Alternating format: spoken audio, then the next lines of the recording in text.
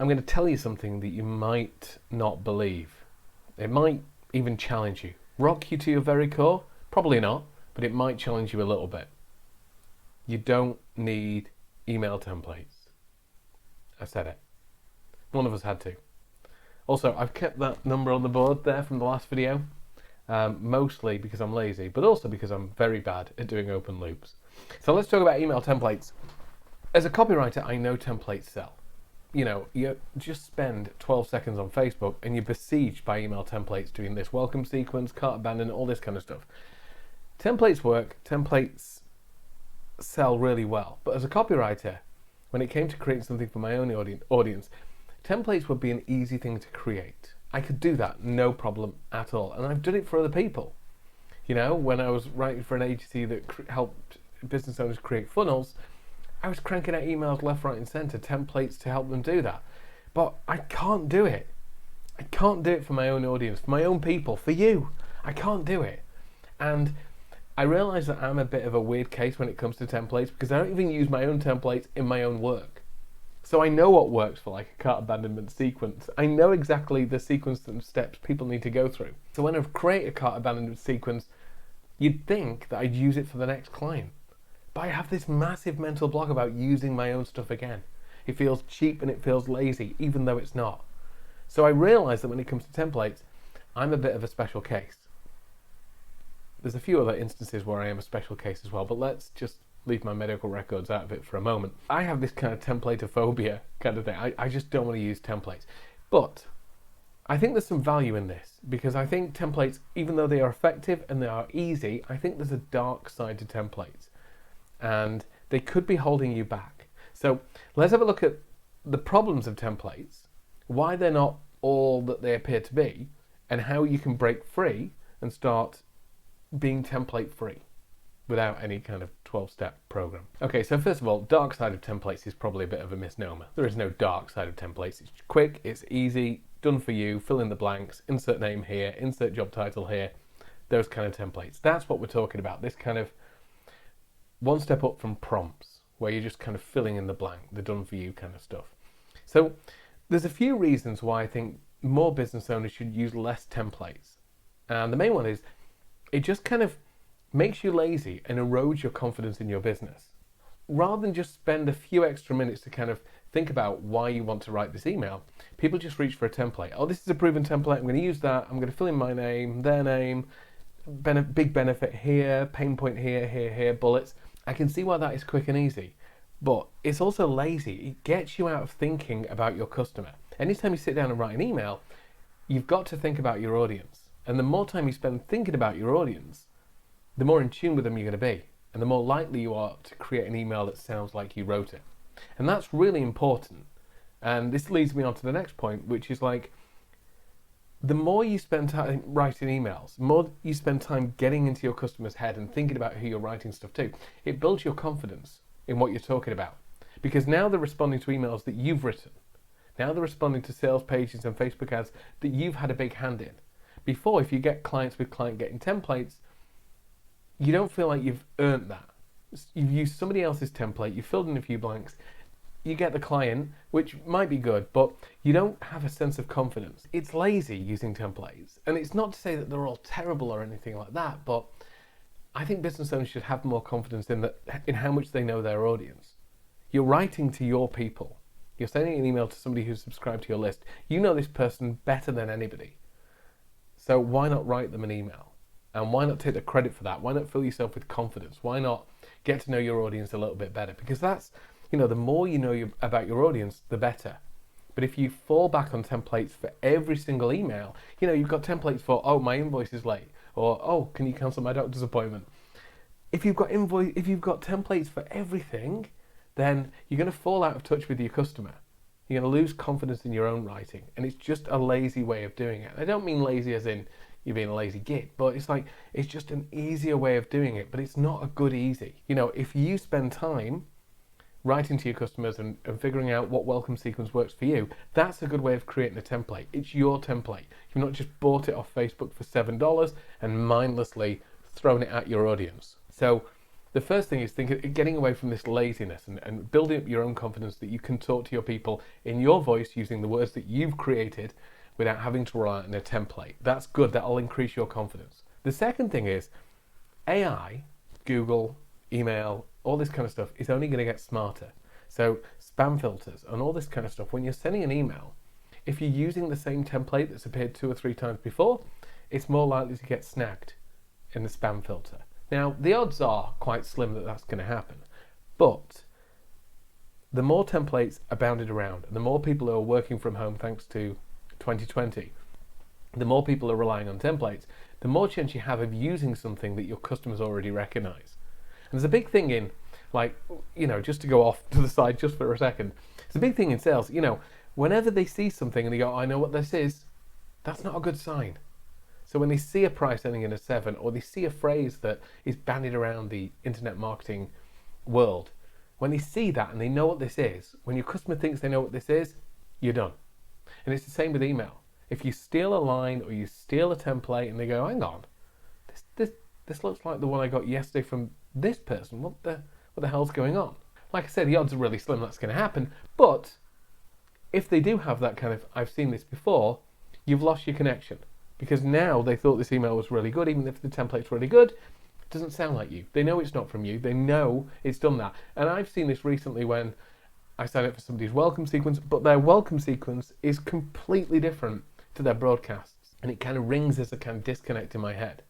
And you don't want that. You don't want your customers guessing what's going on behind the scenes. You just want them going, oh, I get this guy. I like him. I want it. I want to buy his stuff. I want to open my wallet and shower money upon him. That's what you want. So as AI is going to get smarter, templates maybe get less effective, and you don't want that to happen. So there's a few reasons why templates aren't all that, to use the modern, youthful vernacular. So it's lazy, it decreases your confidence, and it might get spotted by either spam bots or clients who recognize the templates and tactics being used by somebody else as well, so you're blowing out the water. Here's the alternative. Why don't you just write an email to your customers? If you want a template that gets you high-ticket clients and you know that your audience you're writing to, why don't you just sit down for 10 minutes and think about, right, who am I writing this to? What do they need to know? What do I want them to do to this email? Do I want to book a free call, or am I asking them to download a lead magnet? What would the person I've got in my head need to read in an email to make them do the thing I want them to do? That is it. I've said this before, that I think the power of templates is kind of driven by this idea that in copywriting there's a magical sequence of words, that if you get this magical sequence right, then you're through.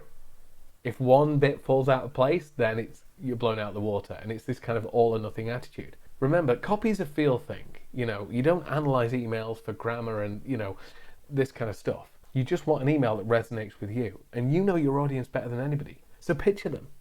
You're writing an email to somebody, you want them to do something, what is it going to take? Well, how would you write that email? And that's the thing. That's the thing I should write on the board instead of £1,000. Hang on. So how would I say this? So get away from the idea that there is a perfect combination of words that are going to have this massive impact, like some kind of hypnotic thing or some kind of pheromone that attracts people. It's not a precise combination of words. You know your audience. You know what they want out of life, and what it's going to take to get them there. So think about that. And then think about this. How would I say this? And if you can spot it, I underline the I. How would I say this? Because this is the bit that's truly powerful. When you use templates, you sound like everybody else. It doesn't matter whether they work or not, they have no reason to choose you over anybody else because you sound the same as everybody else. There's no you in that template. If you're just filling in, insert name here, big benefit here, pain point number 1, pain point number 2. If you're doing that, you're not sounding different. They've no reason to pick you over anybody else. And this is the main benefit of writing your own emails or creating your own templates. How would I say this? The person that you truly want to work with, your dream client, your raving fan, whatever label you call them, what do they want to hear from you in an email? Is it a joke? Is it super serious? Is it a GIF? Is it something? Do they want you to be light-hearted? The dream client you want to work with, are they super serious? What email do you need to write to get them to do the thing you want them to do? Create your own damn template. Stop being lazy and looking for somebody else to give it to you. If you want an invoice paid and it's overdue and you've emailed them twice, how are you going to tell that person? Are you going to jokingly threaten them with a lawsuit? Are you going to threaten to send your 7-year-old nephew to come round and play with his most obnoxiously loud toys? What are you going to do? How are you going to do it? You know them better than anybody else. Create your own template. Think, how would I say this? As I keep banging on about this, how would I do this? It's okay to be you in your marketing. It's okay to be you in your emails. Your clients aren't running your emails through Grammarly. They won't decide to work with you or not work with you because you missed a punctuation point, or you did this, or you did that, it's a tiny thing. They'll read the email, get a feel for you, and go, yeah, I'm in, or God no, not a chance in hell. So don't take the lazy way out. Build your confidence by creating your own emails, your own templates. Just think. Whenever you want to write an email to somebody or a group of people, or you're trying to get a new client, think, what decision do I want them to take after reading this? I know my people. What would my ideal client want to hear? What would they need to hear to do the thing I want them to do? It's not manipulative, it's not sleazy, it's not slimy, it's just thinking about your specific clients and then sitting down and giving them the information they want and then honing it as you go. You won't get it perfect first time. God no, nobody ever does.